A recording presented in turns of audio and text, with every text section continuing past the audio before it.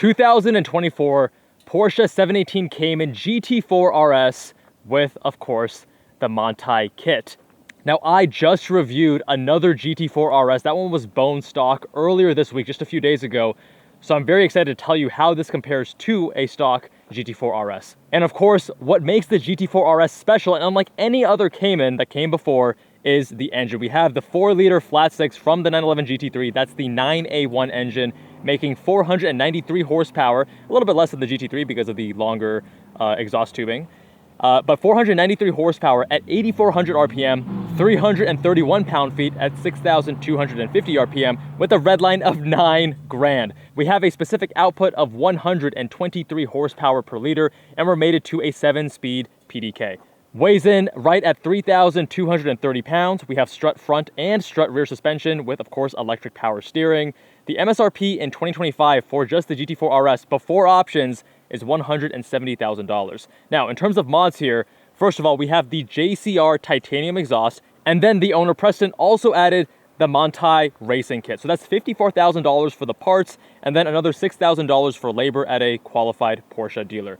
That gives you a larger rear wing, front canards, splitter, underbody elements, and of course, the aero discs on the rear wheels that gives it away to be a Manthey kit. That's the most recognizable factor.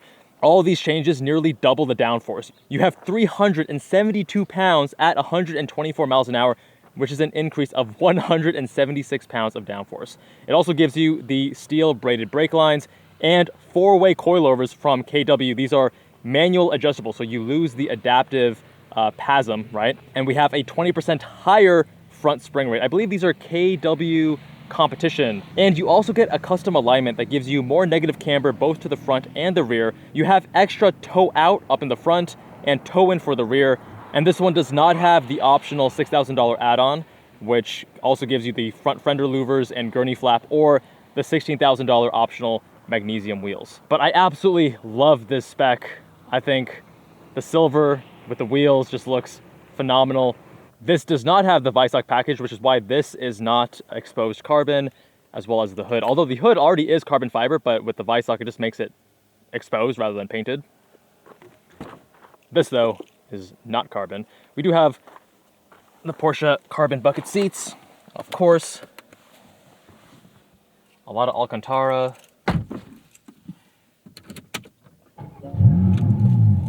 It's the 718 interior that we all know and love. I think the shift lever in the GT4 RS modernizes the interior a bit, makes it look and feel like a manual shifter, which is a nice touch. And of course, we have 3 gauges in the front, only 1 digital. Thank you for giving me an analog tack. And nice seating position. Although with the Porsche buckets, I feel like I'm very upright. I wish I could add a bit of rake, just get me tilted back ever so slightly. Let's open up this exhaust for you. PDK Sport. If you wear headphones, it's gonna feel like you're sitting in the car because I have binaural audio. Wow, okay, very stiff. You can already feel the car skipping a bit over some of these medium-sized bumps. But wow, holy crap, this steering is literally the best E-Pass I have ever driven. There's a little bit of tram lining due to that toe out, but what they've done here is improve the steering feel and weight up as well in a way that is almost as good as a hydraulic track. This is just phenomenal. Oh, beautiful brake feel as well. Tells you exactly what's happening. Super sharp front end. This car is incredibly stiff though. This is like the logical extreme of an S2000 engine. And what I mean by that is that this is obviously a much more special engine, but you take the ethos of that engine and you wring it out to the furthest it goes, you get something like this. Because this engine is not a torque monster. It doesn't pull super hard mid-range. It rewards you to rev it out to that glorious 9,000 RPM red line, just like in an AP1 S2000. Of course, the PDK is flawless. The best PDK that you can get are in these RS products. They're just so sharp, so immediate. And they let you downshift right up near red line too.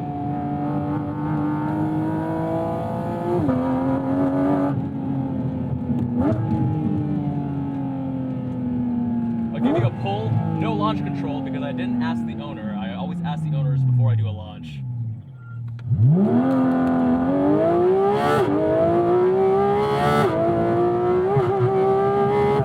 So you can see that the whole car skips because it's so stiff. It's just too stiff for street driving, in all honesty.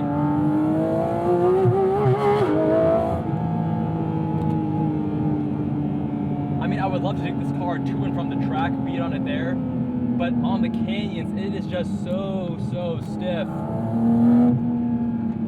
And don't get me wrong, I mean, this is great, high quality KW 4-ways, like top shelf stuff, but it's just tuned for the track, obviously.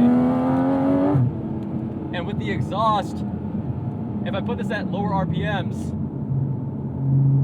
you can hear that droniness that when I was driving the other GT4 RS, the stock one, earlier this week, I didn't have that issue. That one also felt quite a bit softer and more livable on the street. This is really for the driver who wants to enjoy the car on track. And I mean, it's a GT4 RS, of course you want to enjoy it on the track. But good God, this front end is fucking glorious. Such good feedback, such good load up, such immediacy.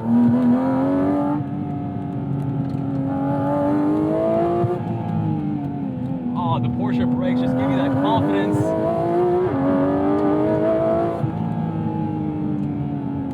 This does feel a little bit sharper than a stock GT4 RS. But you're giving a trade-off, right? It doesn't feel quite as livable on the street. The front end is sharper, the communication is better, it's so crisp, it's so high resolution. I mean, the steering wheel is just alive in my hands. Absolutely love the steering on this car. And the engine, I mean, you tell me. I feel like I would get a headache every time I wanted to bring out the car. I love the depth and the layers to the intake sound as you play with the exhaust and the gears. It's like you're playing an instrument. Oh, but man, I wish I could just turn down the volume on and off. This is not the car that you're taking out on date night with your lady. It's too stiff and it's too loud. Super optimized for a track though. And you can watch my reviews of a GT4 RS on track, links below.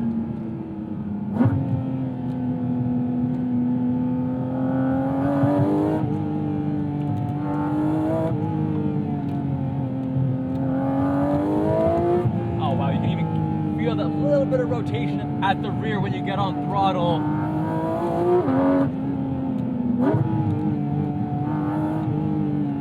These are super hard cars to fault. Now, let's talk about the cost. And let me close these exhaust valves. Now let's get out of PDK Sport. So, base MSRP is right around $170,000. By the time you add options, you're looking at $200K. Then you add the Manthey kit, and now you're at $250,000. At that price point, the question to me becomes, would I spend money on this, or would I spend money on a GT3 RS of the 991.2 generation? And honestly, the 991.2, it has a super immediate front end, super sharp, great steering as well. Not quite as good as this, I'll admit, but incredible front end with the spherical bushings. It has a much more livable and supple ride quality than you'd expect, simply because it has these helper springs and such great tuning from Porsche. It has that rear engine balance, which adds another layer of challenge and dynamics to when you're pushing it either on street or on track. Some people love it, some people don't. It still has the same special engine, but it's not going to be quite as piercing, not quite as musical, not quite as in-your-face forward as this. And again, this is a very polarizing experience on the interior because it is so loud. Ooh, yeah, that's a... This thing does not like the big bumps either. So when I consider that question for myself, honestly, I'd probably go with the 991.2 GT3 RS.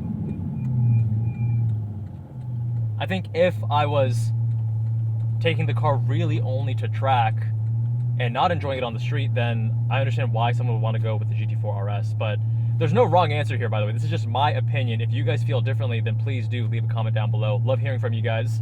And regardless of what you choose, modern Porsche GT cars and RS vehicles, they get everything dialed in so right. Like all the inputs, all the ergonomics, all the details and nuances of the driving experience feel so right. You just have to choose your own flavor. Do you want that rear engine balance, or do you want the mid engine balance? Do you want it super loud in the interior, where your paddles and your throttle serve as the input to a musical instrument and you deafen yourself? Or do you want something that is a little bit more traditional? No wrong answers here, but my friends, let me know what you would choose with a comment down below. If you want your car reviewed, visit us on jabalandcars.com. Fill out the form on the homepage. Much love, and I'll see you all in that next one.